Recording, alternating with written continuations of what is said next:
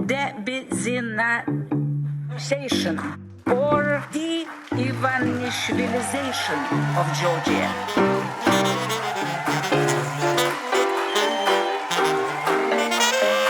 What does it mean, de-oligarchization? It means de-Benzinization or de-Ivanishvilization of Georgia. გამარჯობა მეგობრებო, ფორმულას ეთერში თქვენ უყურებთ 251 ეპიზოდს გადაცემისა კვირაში ერთხელ მიშა მშვილდაძესთან. 251 მარტივი რიცხვია. ანუ იყოფა მხოლოდ ერთზე და თავის თავზე. არც სპორტში ნიშნავს რამეს, არც ხელოვნებაში, არც არმიაში, არც ადმე სხვაგან. შესაბამისად, ჩვენც არ მივაქცევთ განსაკუთრებულ ყურადღებას. ისევე როგორც არ მივაქცევდით განსაკუთრებულ ყურადღებას ამ ამბავს სიმპტომატური რომ არ იყოს. ევროკავშირთან მოლაპარაკებების შეჩერებაზე მაკა ბოჭორიშვილმა განაცხადა: ჩვენ არასდროს გვითქვამს უარი დიალოგზე. ევროკავშირს აქვს დღეს დიალოგი საქართველოსთან შეჩერებული. ევროინტეგრაცია ასე არ ჩერდება. ეს არის თქვენი პროპაგანდა. ჟურნალისტის შეკითხვაზე ირაკლი კობახიძის განცხადება მოგვეჩვენა? მაკამ უპასუხა: კი, მოგეჩვენა.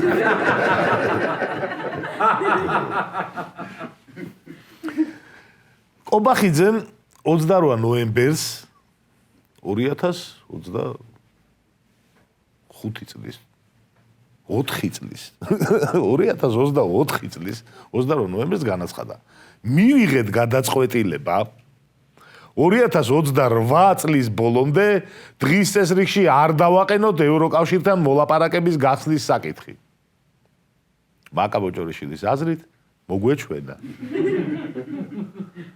სამოქალაქო პროტესტია 500 დღეზე მეტია. მიმდინარეობს ასეულობით ადამიანი ცემეს, აწამეს, ათასობით დაიწამლა, ეჭვია ქიმიური იარაღზე, 100-ზე მეტი პოლიტპატიმარი ყავს და ქართული ოცნების ახალგაზრდულ შეხვედრაზეც რომ არ მოსწონთ ეს ამბავი, თურმე, მხოლოდ და მხოლოდ იმიტომ, რომ ჩვენ რაღაც მოგვეჩვენა. გერმანიის ჩრდილოეთით არის ქალაქი ბილეფელდი. ძალიან კარგი ქალაქია, წყნარი, ევროპული, ლამაზად გამწვანებული. 300,000-ზე მეტი მოსახლე ცხოვრობს. 1994 წელს გერმანელმა სტუდენტმა ახიმ ჰელდმა ფორუმზე, მაშინ ახალი შექმნილი იყო ინტერნეტი და ფორუმები და ფორუმზე ხუმრობით შექმნა ახალი კონსპირაციული თეორია. მან დაწერა, რომ ქალაქი ბილეფელდი არ არსებობს. და აი ეს იდიოტობა ხალხმა აიტაცა და დღეს 2026 წელს ბილეფელდის არარსებობა საკმაოდ პოპულარული კონსპირაციული თეორიაა. მაშინ პოსტის ავტორს ამით იმის თქმა უნდა, რომ ხალხს ნებისმიერ სისულელეს დააჯერებ და ბევრი წელია უკვე ქოცებიც იგივე ტაქტიკას მიმართავენ. მათაც გონიათ, რომ ხალხს ყველა სისულელეს დააჯერებენ. მოგეჩვენათო. აი, ქოცებო, ჩვენ კობახიძის განცხადება მოგვეჩვენა და თქვენ სანქციები გეჩვენებათ.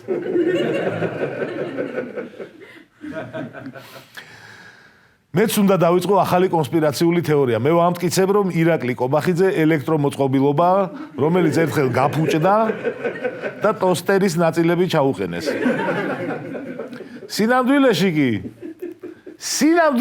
კი თუ ვინმეს რამე მოეჩვენა, ეს ჩემი ფალავანი მამუკა დინარაძე. მამუკას მოეჩვენა, რომ დააწინაურეს. წინა გადაცემაში ჩვენ ვრცლად ვისაუბრეთ დინარაძეზე. არა მხოლოდ ამიტომ, მთელი კვირა მამუკას აპიარებდნენ. რა მაგარი იყო იქ და რა მაგარი იქნება აქ. განსაკუთრებით აქტიურობდა ოცნების პარლამენტის წევრი ალექსანდრე ტაბატაძე. ტაბატაძემ 18 პუნქტი ჩამოწერა სათაურით. რა შეძლო მამუკამ დინარაძემ 8 თვეში. ტირე არასრული ჩამონათვალე. აქ ერთი რაღაც ვერ გავიგეთ, ანუ დაეზარა თუ არ დაეზარა ალექსანდრე ჩამოთვლა. ერთი შეხედვით 18 პუნქტი ბევრია, მეორე მხრივ რატომა ასია არასრული? დაგვიწერეთ კომენტარებში თქვენ როგორ ფიქრობთ. ჩამონათვალი იწყება იმით, რითაც თვითონ მამუკაც ამაყობდა. სუსში შემავალი ოპერატიული ინფორმაციის 30 ჯერ გაზრდა. ანუ უფრო მეტი ადამიანის მოსმენის ტრაკი გვაქვს ანუ.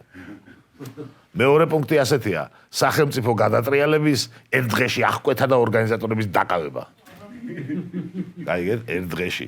მამუკამ იმ დღესვე აღკვეთა, იმ დღესვე დააკავა ორგანიზატორი. საერთოდ კარგი ხაში რო გააკეთო, 2 დღე გჭირდება. თან სათხაში სახელმწიფო გადატრიალების აღკვეთა. რა თქმა უნდა, ყველა პუნქტს არ ჩამოგითვლით, ჩემ ფავორიტებს წაიკითხავთ. ერთი პუნქტი ასეთია: ბოლო 2 ათწლეულის განმავლობაში პირველად ჯაშუშების, მათ შორის რუსეთის ჯაშუშების დაკავება. ეს ისე ჩამოწერა, ეს ტაბატაძე თითქოს წინა წლებში მე უნდა დამეკავებინა რუსეთის ჯაშუშები, გაიგე? შემდეგი პუნქტი: BBC-ს დეზინფორმაციის მხილება საგამოძიებო მტკიცებულებებით.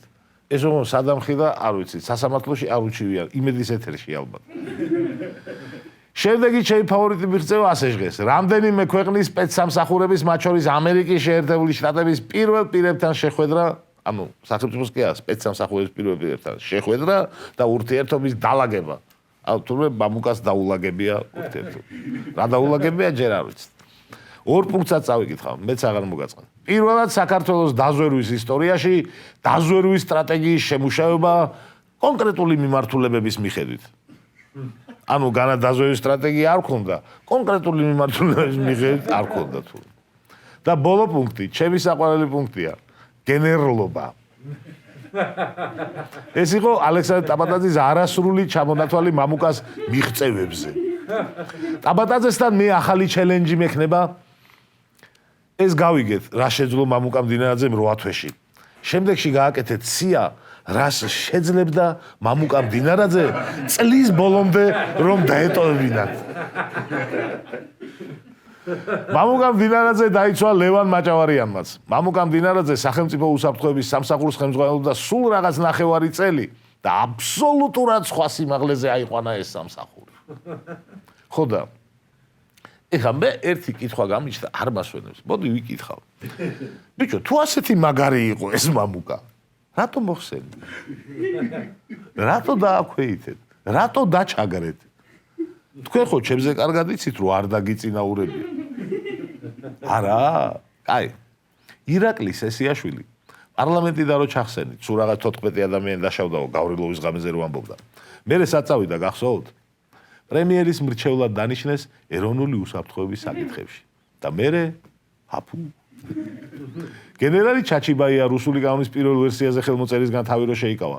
პრემიერის მრჩევლად დანიშნეს ეროვნული უსაფრთხოების საკითხებში. მერე გაქრა. დეპუტატი ნინო იობაშვილი ასევე რუსულ კანონზე ხელის არ მოწერის შემდეგ პრემიერის მრჩევლად დანიშნეს რომელ საკითხებში? ეროვნული უსაფრთხოების საკითხებში. ანრი ოხანაშვილი, ჩემი ანრი. რამდენი ხანი ვზარდე, თქვენ კი სუსიდან გაუშვით. საწავიდა გახსოვთ? პრემიერის მრჩევლად დანიშნეს ეროვნული უსაფრთხოების საკითხებში. და ამ ყველაფრის მერე გინდა დამაჯეროთ, რომ მამუკა დააწინაურე. კაი, მე მჯერა, ჩემი კადრია მაწყობს. მაგრამ ხალხი დაგიჯერებ. მამუკა მდინარაძეს პრინციპში სუსიდან გაშვების შემდეგ პრემიერის მრჩევლად დანიშნეს ეროვნული უსაფრთხოების საკითხებში. თუმცა სხვა სახელი მოუფიქრეს და დაახლოებით რომ აღიწეროთ, მინისტრ კოორდინატორი ერქმევა. ან კოორდინატორ მინისტრი, არ ვიცი, ორივე. მოკლედ ამ ახალ თანამდებობაზე მამუკა მდინარაძე დაინიშნა. წარმატებები მამუკა, ეს ახალი გამოწვევაა შენთვისაც, ქვეყნისთვისაც და ჩემი გადაცემისთვისაც თავისთავად. ახლად დანიშნულ თანამდებობას სასწრაფო წესით მოუფიქრეს ქოცებმა რაღაც ფუნქციები, ძალოვანი უწყების კოორდინაცია, კომუნიკაცია პროკურატურასთან, სასამართლოსა და აუდიტის სამსახურთან და მსგავსი საქმიანობა. ანუ ტელეფონზე იქნება ძირითადად ჩამოკიდებული მამუკა. არ ვიცით დივანი ეყოლება თუ არა. თუ მშვიდობა იქნა, შეიძლება არც დაჭირდეს. სამაგიეროდ დადგენილების მიხედვით სახელმწიფო მინისტრს ექნება ბლანკი და ბეჭედი სახელმწიფო გერბის გამოსახულება. მამუკა მდინარაძე პარლამენტიდან სუსში რომ გადაიყვანეს, მის ადგილას სიით პარლამენტში მოხვდა თორნიკე ფაღავა. განცხადებების ამბავში ამ გადაცემისთვის კონტრიბუციაში ცუდი ბიჭია თქო ვერ ვიტყვი, მაგრამ მამუკასავით ნიჭიერი ვერ არის. ცდილობს ინდომებს კიდეს, მაგრამ გამოცდილებაც აკლია თითქოს ცოტა. მიმდინარე კვირაში დააწინაურეს ეს ფაღავა. იმედია განცხადებებსაც მოუმატებს. ის აირჩიეს ევროპასთან ინტეგრაციის კომიტეტის თავმჯდომარის მოადგილედ. მოდი ვნახოთ ვის ხელშია ევროინტეგრაცია. ახლა გავიხსენოთ თორნიკე ფაღავას რამდენიმე განცხადება. შარშან გამოქვეყნდა ევროკომისიის ანგარიში საქართველოზე, სადაც ვკითხულობთ, რომ მთავრობის მიერ საქართველოში გაძლიერდა ანტიდასავლური პროპაგანდა და მტრული რიტორიკა ევროკავშირის მიმართ. ფაღავა იყო პირველი, რომელმაც ანგარის ობიექტურობა დაუწუნა. საქართველოს შესახებ გამოქვეყნებული ანგარიში ობიექტურად არ ასახავს იმ პროგრესსა და პოლიტიკურ პროცესს, რომელიც ჩვენს ქვეყანაში რეალურად მიმდინარეობს. მეორე ცეცხლი ევროპას თორნიკე ფაღავამ ამერიკის შეერთებულ შტატებთან ერთად გაუხსნა. ამერიკის შეერთებული შტატები დაუნდობლად აკრიტიკებს ევრობიუროკრატიას და ევროპაში არსებულ დემოკრატიულ უკუსვალს. ევრობიუროკრატიის დღევანდელი სავალალო მდგომარეობა ძირს უთხრის ქართული საზოგადოების ნდობას ზოგადად ევროკავშირის მიმართ. მტკიცე იყო ფაღავა. და ბოლო ჩვენ ვართ დასავლეთი და ჩვენი კრიტიკა არის შიდა დასავლური მსჯელობა. წარბიც არ შეუხრია ფაღავას. აი ასეთი კაცი დანიშნეს ევროპასთან ინტეგრაციის კომიტეტში. ამის იმედზე ვართ ევროპასთან. მე მაქვს ერთი იდეა. მამუკა, რა გიდოდა სუში? დაბრუნდი პარლამენტში. უკან სიით. პირველი პრეცედენტი შექმენი, რომ პარლამენტი წავიდა, მე უკან დაბრუნდა. დაიკიდე სახელმწიფო მინისტრობა ფაღავა გაუშვი მან. მაგან აკოორდინიროს ეგენია.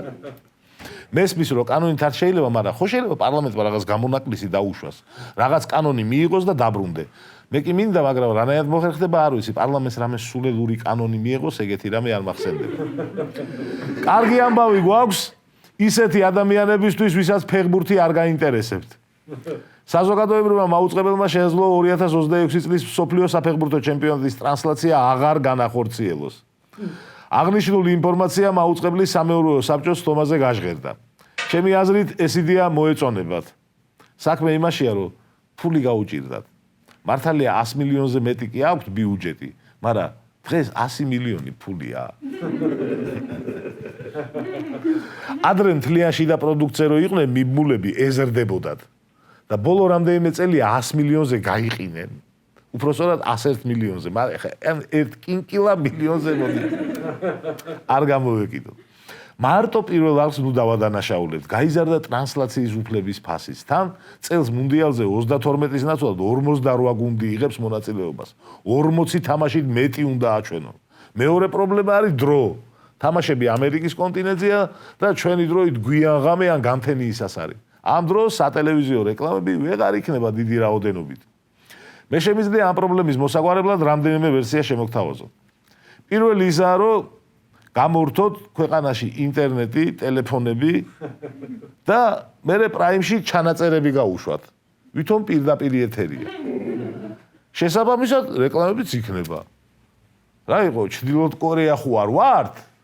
არა, ჯერ არა, მაგრამ რა მაისია ეხა და ივნისამდე მთელი თვია დარჩენილი. იქამდე იმდენი რამის მოსრება შეიძლება. ხო ნახეთ, დინარაძემ ერთ დღეში რა ხვეთა. მიმდინარე კვირაში თავი გამოიჩინა კობახიძემაც, ტრადიციულად. ოცნების პრემიერმა ხალხს იაფი ხორცის ყიდვა შესთავაზა. 4 ლარად და 60 თეთრად 10 კვერცხს გაყიდინებთ და საქონლის და ღორის რბილ ხორცს 9 კილოს გაყიდინებთ 10 ლარში. გაიჯგიმა ირაკლი. თლად 1 კილოს გაყიდინებთ 20 ლარად არ უთქვამს, ეთყობა 20 ლარი მაინც ეძვირა. ამ თვალსაზრისით გაცილებით ეფექტური იქნებოდა 50 თეთრად გაყიდინებთ 25 გრამ რბილ ხორცს რო ეთქვა. რავი, როცა ხალხს აბოლებთ, ცოტა რთული მათემატიკა უნდა შეურიო. არის შანსი, რომ ნაწილს მაინც დაეზაროს კილოგრამებში გადათვლა და დაიჯეროს, რომ იაფია. მოკლედ, ქოცები არ ისვენებენ, პროდუქცია ძვირდება, ვერაფერს ვერ უპირისპირებენ და იძულებული არიან, რომ დაუპირისპირონ პროპაგანდა. მაგრამ აქ ერთი პრობლემაა. ესაა გადამოწმების მარტივი გზა. შეიძლება ადამიანებს დააჯერო, რომ ტრამპმა ხელი აგიწია, ან ის, რომ მამუკამ დინარაძე დააწინაურეს. მაგრამ ფასებზე პროპაგანდა ვერ იმუშავებს. წავა ეს კაცი ბაზარში ან მაღაზიაში ნახავს. ყოველ დღე უწევს ყველა ადამიანს რაღაცის ყიდვა და ვერ მოატყუებ.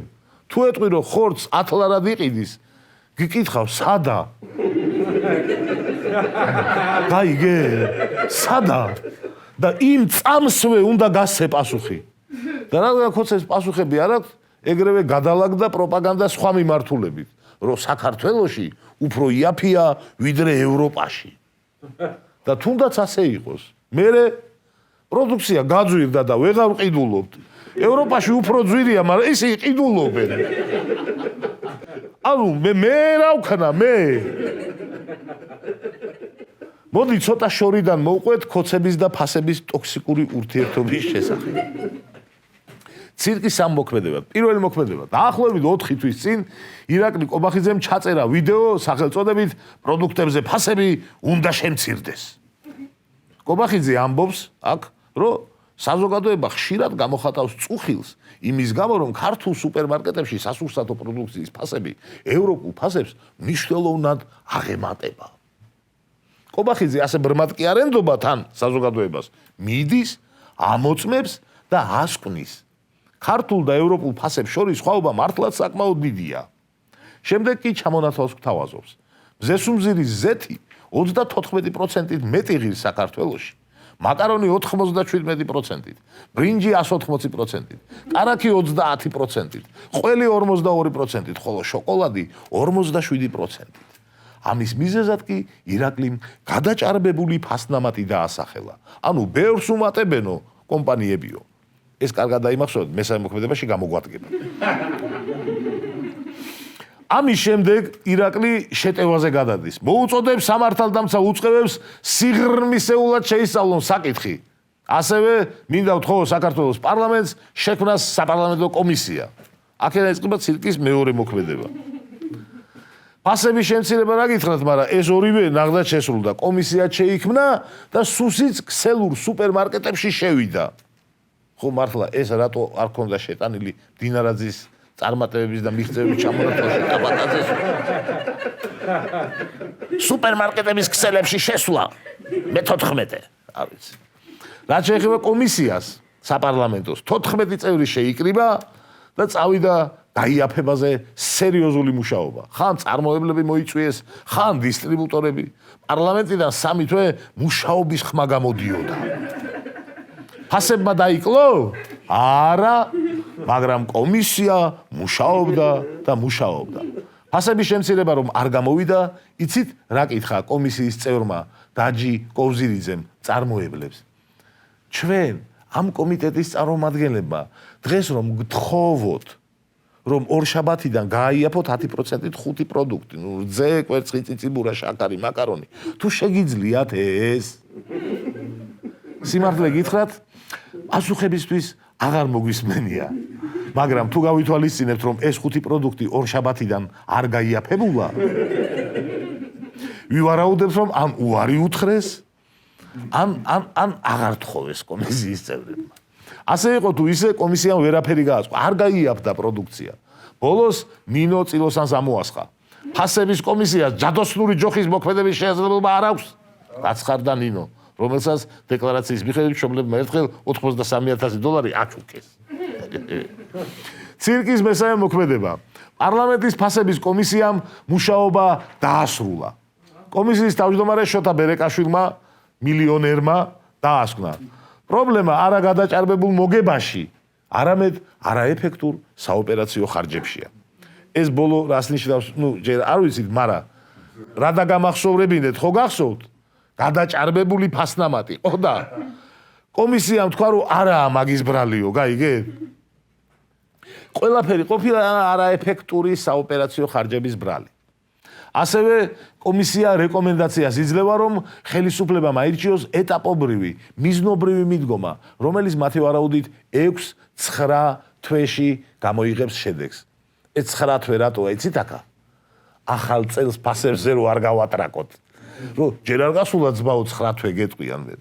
აი ასე ლამაზად გადაიწია ამ ამბაბა 2027 წლამდე. და იცით როგორ მთავრდება მესამე მოქმედება? იმედმა გამოდო ქარდები, რომ ევროპაში პროდუქტები გაცილებით ძვირია, ვიდრე საქართველოში. არ დაეზარა მთელი დღე დებდნენ და დებდნენ. თან ევროპაში რომელი ორი ქვეყანაში არჩიეს, იცით? გერმანია და საფრანგეთი. თან იმათი ფასები ევროში დააკონვერტირეს, ლარებში მიაწერეს. აი ესე ლამაზად. ქოცებო, მე მაგარ გამოსავალს გთავაზობ.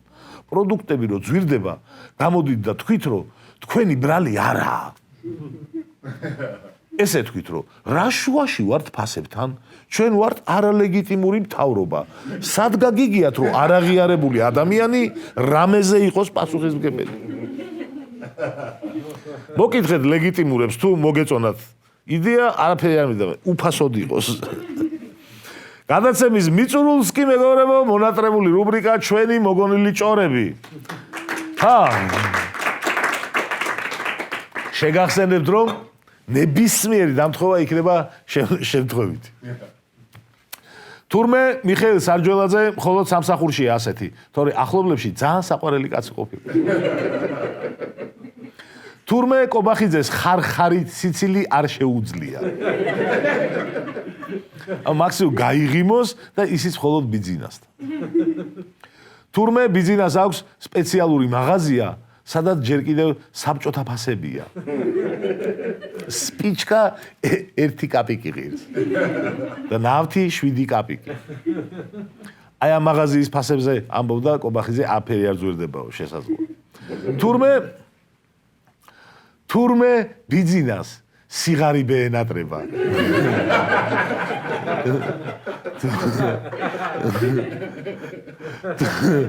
თურმე სიღარიბე ენატრება, მეტი არაფერი.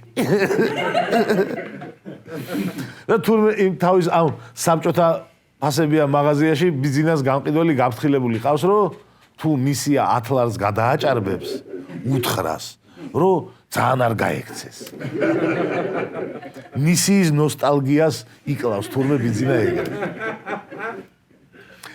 თურმე შალვა პაპუაშვილი რბილი სათამაშოსავით შიგნიდან ბამბით არის გამოტენილი.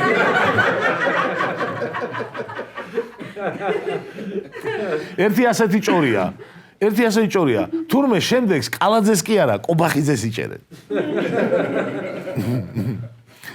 თურმე რობერტ სტურუა ვეფხისტყაოსანს თავიდან დადგავს. თურმე მამუკა მდინარაძე სიმართლეს ვერ ამბობს. სიმართლეს რო ამბობს, წითლდება. თუ სიმართლე წამოწდა, წითლდება. თურმე ირაკლი დგებუაძეს ლოყა გართულებია. ლოყა გართულებია და ცოტა მეორე ლოყაზეც გადასულია. ეს სიწითლე. და ხო თურქეთშია ახლა ყოლევებზე. თურმე ტრამპს დაურეკავს ყაველაშვილისთვის, მაგრამ ყაველა ბანაობდა რა. და ვერ მიუსწრო რა. თურმე წლის ბოლომდე სუსის უფროსი კიდე 2ჯერ შეიცვლება. ან 3ჯერ. ეს წდება ჯერ. მაგრამ ან 2 ან 3 ერთ-ერთი უეჭველი იქნება.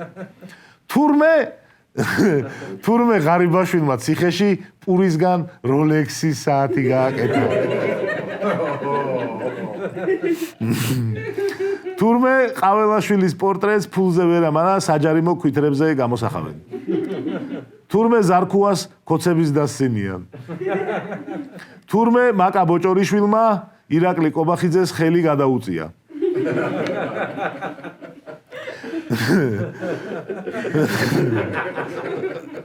და ბოლო ასე ჭორია, რომ თურმე ოპოზიციას ახალი ლიდერი ყავს. ქარიზმატული, განათლებული, ძლიერი, მდიდარი, მაღალი, სპორტული, სიმპათიური, ემპათიური, კეთილი, მჭეორმეტყველი, ბრძენი, კარგი შვილი და კარგი მშობელი, მაგრამ არაჩენენ, რომ ქოცებმა ვერ დაიჭირონ. ეს იყო ჩვენი მოგონილი ბოლო ჭორი. შეგახსენებთ, ნებისმიერ დამთხევა არის აბსოლუტურად შემთხვევითი. და ბოლოს მეგობრებო, ჩვენ რა ვქნათ ჩვენ უკვე ბევრჯერ დავრწმუნდით, რომ ამათი არაფერი დაიჯერება. ერთადერთი რაც ყოველდღე იაფდება არის ამათი სიტყვა. ისედაც ხო არაფრის ფასი არ აქვს და ყოველდღე უფრო და უფრო უფასურდება. ამიტომ ესენი უნდა შევცვალოთ. გუშინ კვერცხი, დღეს ხორცი, ხვა რამე ბოსტნეულზე აუცილებლად ამოგვივა ყელში. და თან არ დაგვაუწყდეს რომ ასზე მეტი პოლიტპატიმარი ვყავს, ყოველ დღე შორდებით ცივილიზებულ დასავლეთს და უფსკრულისკენ მივექანებით. სულ ეს იყო რაც დღეისთვის ვიდეო და შევხვდებით მომავალ შაბათს ფორმულა.